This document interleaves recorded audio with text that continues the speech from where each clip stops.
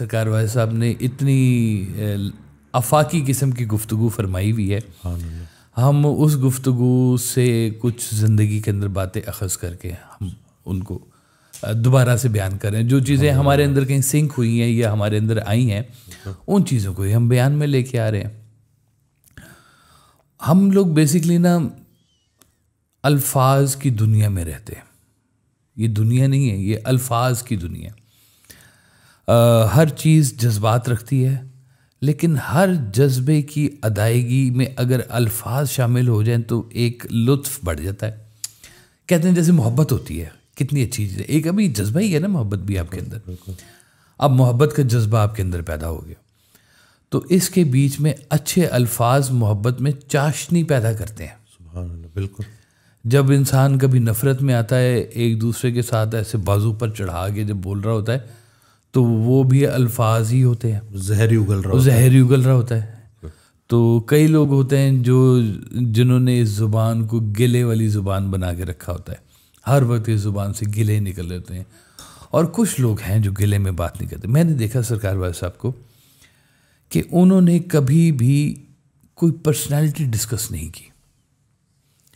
اب یہ دیکھیں کیسی خوبصورت بات ہے. اور اسپیشلی کسی کی نیگیٹو بات. اب میں آپ کو ایک چھوٹی سی مثال بتاؤں. ایک ڈاکٹر صاحب کے پاس سرکار گئے. وہ ڈاکٹر صاحب بہت ہی نا روڈ تھے. اور کئی میں نے ایسے ڈاکٹرز دیکھے ہیں جو اپنے پیشنٹس کے ساتھ بہت روڈ ہوتے ہیں. ہاں کیا بات ہے. اب سرکار سے انہوں نے سوال کیا پوچھا. سرکار سے سوال پوچھا جی آپ کو کیا شکایت ہے. تو آپ نے کہا مجھے شکایت تو کوئی نہیں ہے. واہ واہ واہ. سبحان اللہ سبحان اللہ. کیا کہہ رہے. شکایت تو کوئی نہیں ہے، بس یہ تھوڑی سی تکلیف کبھی ایسے ہو جاتی ہے. اللہ. تو اب اینگل دیکھیں کتنا فرق ہے. سبحان اللہ. کہ آپ کو کیا شکایت ہے. نہیں شکایت کوئی نہیں ہے. اب یہ مالک کی خاص لوگوں کے کرم نوازی ہوتی ہے کہ وہ چیزوں کو اس انداز میں دیکھ رہے ہوتے ہیں. کہنے والے کہتے ہیں کہ اس پورے سسٹم کی جو ہے کہانی وہ ایک لفظ سے شروع ہوئی ہے جس کو کہتے ہیں کن. مالک نے کہا کن، اور اتنا بڑا وہ کن، اتنا بڑا وہ لفظ کہ اس لفظ سے ایک پوری کائنات تخلیق ہو گئی. نظام پورا آ گیا. انسان بن گئے، جانور بن گئے، حیوان بن گئے، حشرات بن گئے، ماہی بن گیا، کیا کیا بن گیا. اس کے ساتھ ہمارا وہاں سے آنا بن گیا، ہمارا یہاں سے جانا بن گیا. سبحان اللہ. آنا جانا بن گیا ہمارا ہے. اور کچھ عرصے کا رہنا بھی بن گیا یہاں پہ. اور کیا ہے ایک اس کا امر والے کا ایک لفظ کہا ہوا تھا کہ کن، اور پھر جواب تھا فیکون کہ ہو گیا. حکم ہو گیا تو ہو گیا بس.